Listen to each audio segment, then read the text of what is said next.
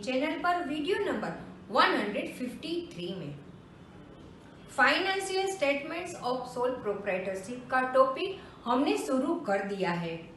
Introductory जो भी हमारे वीडियो से उसे आप यहाँ से देख सकते हो, रिवाइज कर सकते हो, क्योंकि जो भी इंट्रोडक्शन वहाँ पे समझाया गया है उसे रिवाइज करने से आगे के क्वेश्चंस में, आगे के पॉइंट्स में काफी आसानी हो जाती है। हमारे प्रीवियस वीडियो 152 से हमने ट्रेडिंग अकाउंट शुरू किया है। ट्रेडिंग अकाउंट क्या है, क्यों बनाते हैं, कैसे बनाते हैं, फॉर्मेट क्या होता है, कौन कौन से पॉइंट उसे बनाते वक्त हमें याद रखने होते हैं। उसी के साथ हमने एक एग्जाम्पल से भी, अगर आपको अलग अलग तरह की बैलेंसेस दी जाती है तो कैसे ट्रेडिंग अकाउंट बनाकर आप ग्रॉस प्रॉफिट या ग्रॉस लॉस को फाइंड कर सकते हैं, वो भी हमने उस वीडियो में कवर कर लिया। आज के इस वीडियो में हम ये देखते हैं कि अगर किसी भी तरह की बैलेंसेस, किसी भी तरह की अमाउंट हमें डायरेक्टली दी नहीं जाती, दूसरी जो भी इंफॉर्मेशन होती है उसके ऊपर से हमें उस अमाउंट को कैलकुलेट करके डिसाइड करना होता है, तब उस कैलकुलेशन को कैसे करते हैं वो आज के इस वीडियो में हम समझेंगे। इस तरह के कैलकुलेशन के लिए हम जो अर्ली क्लासेस में बेसिक अरिथमेटिक सीखते थे, वहां पे हमने fraction, percentage, average, plus minus, profit loss को कैसे फाइंड करते हैं, परसेंट चढ़ाकर या परसेंट घटाकर कैसे हम वैल्यू फाइंड करते हैं, उन सभी के रिलेटेड जो भी हमने अर्ली क्लासेस में सीखा है, अब यहाँ पे हमें उस सब को अप्लाई करना है। देखते हैं एक question. Calculate gross profit when total purchase during the year are ₹8 lakh, return outward ₹20,000, direct expenses ₹60,000 and 2/3 of the goods are sold for ₹6 lakh। Question में हमको काफी सारी इंफॉर्मेशन दी गई है और इसी इंफॉर्मेशन के ऊपर से हमें ग्रॉस प्रॉफिट फाइंड करना है। तो सबसे पहले हम गिवन लेते हैं, कौन कौन सी इंफॉर्मेशन हमें दी गई है। Total purchase, purchase return, direct expense and 2/3 of goods की सेल प्राइस हमको दी गई है। हमें फाइंड करना है ग्रॉस प्रॉफिट। अपने माइंड में इतनी इंफॉर्मेशन हम सेट करके अब आगे बढ़ते हैं।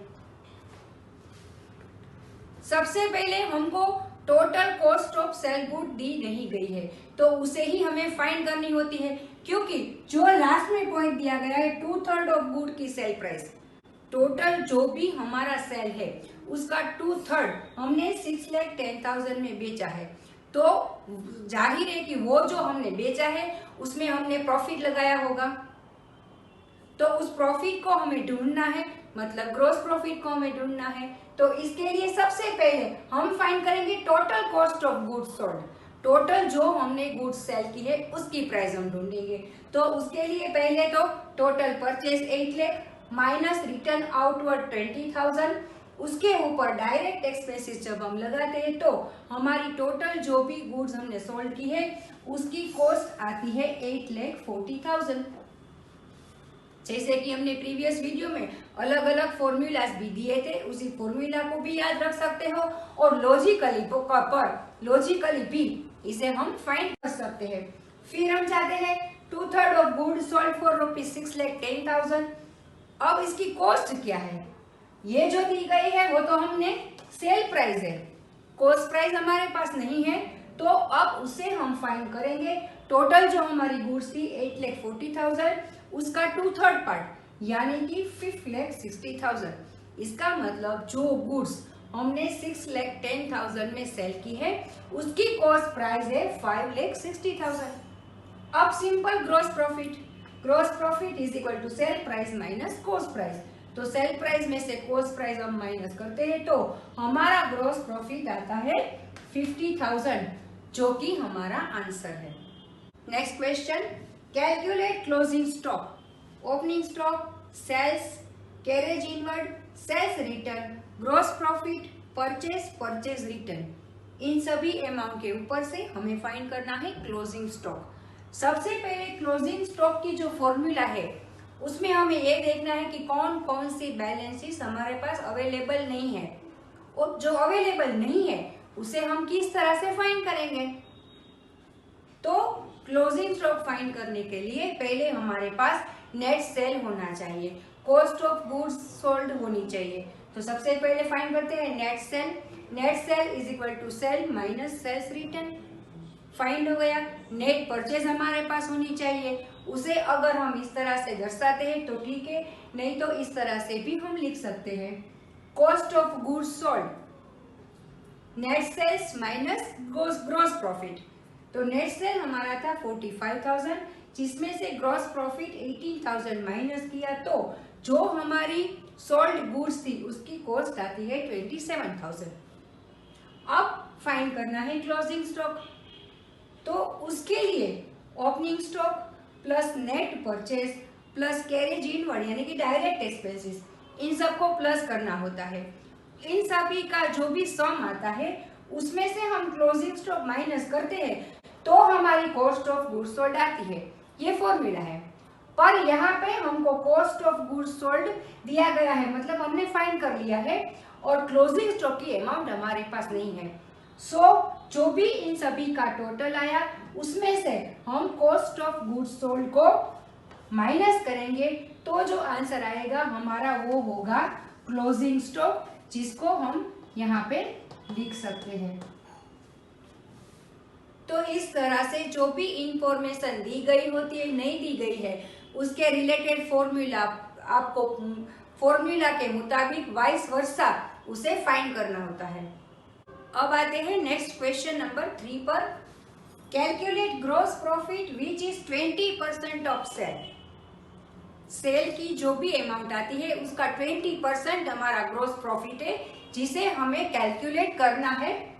Opening stock, purchase, closing stock, wages, freight inward, carriage inward. इसका मतलब हमको ओपनिंग स्टॉक दिया गया है, परचेज दिया गया है, परचेज के रिलेटेड डायरेक्ट एक्सपेंसेस भी दिए गए हैं एंड क्लोजिंग स्टॉक दिया गया है। मतलब जो भी गुड्स हमने बेची उसकी किसी भी तरह की अमाउंट हमें दी नहीं गई है। हमें फाइंड करना है ग्रॉस प्रॉफिट, जो कि हमारी सेल प्राइस का 20% है। तो इसके लिए हमें सेल प्राइस ढूंढनी है, पर हमारे पास तो सेलिंग की कॉस्ट प्राइस भी नहीं है, क्योंकि ग्रॉस प्रॉफिट का फॉर्मूला है cell price minus cost price. तो अब इन दोनों को हमें फाइंड करना है। सबसे पहले फाइंड करेंगे कॉस्ट प्राइस, क्योंकि जो भी information stock related, purchase related दी गई है उसमें से हम गुड्स कितनी सोल्ड की उसकी अमाउंट फाइंड कर सकते हैं। तो opening stock plus purchase plus direct expenses, उन सभी के सम में से जब हम क्लोजिंग स्टॉक माइनस करते हैं तो सारे ईयर में हमने जो भी गुड्स सेल की है उसकी हमें कॉस्ट प्राइस मिलती है। अब क्वेश्चन ये आता है कि सेल प्राइस कहाँ है। सेल प्राइस हमको दी नहीं गई है, हमें उसे फाइंड करनी है। और हमारा जो ग्रॉस प्रॉफिट है वो 20% ऑफ सेल प्राइस ऐसा हमें दिया गया है। तो उसका मतलब प्रॉफिट मार्जिन हमारा कॉस्ट के ऊपर 20% है, जो कि सेल प्राइस में इंक्लूडेड है। तो इसीलिए हम अब इस कैलकुलेशन को इस तरीके से करेंगे, लेट सेल्स बी 100।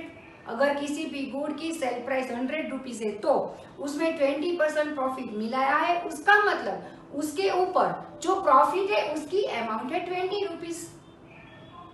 अब कॉस्ट ऑफ गुड्स सोल्ड हमें उसकी कॉस्ट फाइंड करनी है। तो सेल प्राइस माइनस प्रॉफिट, तो 100 माइनस 20 करेंगे तो उसकी जो कॉस्ट प्राइस है तो 80 रुपीज आएगी। हमारे पास तो अल्टीमेटली कॉस्ट प्राइस तो है ही, तो अब हम उसे कैसे फाइंड करेंगे। When cost of goods sold ₹80, sale price is equal to 100, then cost of goods 3,06,600 is equal to sale price how many. इन सभी रिलेटेड क्वेश्चंस हमने अपने अर्ली क्लासेस में बेसिक मैथ्स में सीखे हैं, फिर भी उसे रिवाइज करना जरूरी है। और इस तरीके के कैलकुलेशन इस टॉपिक में, इस चैप्टर में लगभग हर एक क्वेश्चन में करने होंगे। अब इन सभी को हम सिंप्लीफाई करते हैं तो हमारी जो सेलिंग प्राइस आती है वो है 3,83,250। अब हमारा क्वेश्चन है ग्रॉस प्रॉफिट फाइंड करना। तो जो हमें इंफॉर्मेशन चाहिए sale price and cost price, वो दोनों हमारे पास आ गई है। उसके ऊपर से अब हम इन दोनों को माइनस करके हमारा प्रॉफिट की अमाउंट फाइंड कर सकते हैं। तो इस तरह से ट्रेडिंग अकाउंट में जो भी इंफॉर्मेशन दी गई है उसके ऊपर से दूसरी इंफॉर्मेशन भी हमें फाइंड करनी होती है और उसके ऊपर से फिर हमें ट्रेडिंग अकाउंट बनाने होते हैं। तो आज के इस वीडियो में बस इतना ही। नेक्स्ट वीडियो नंबर हमारा 154, जिसमें हम आगे के क्वेश्चंस लेंगे। तब तक stay tune with Shiv academy. Thank you.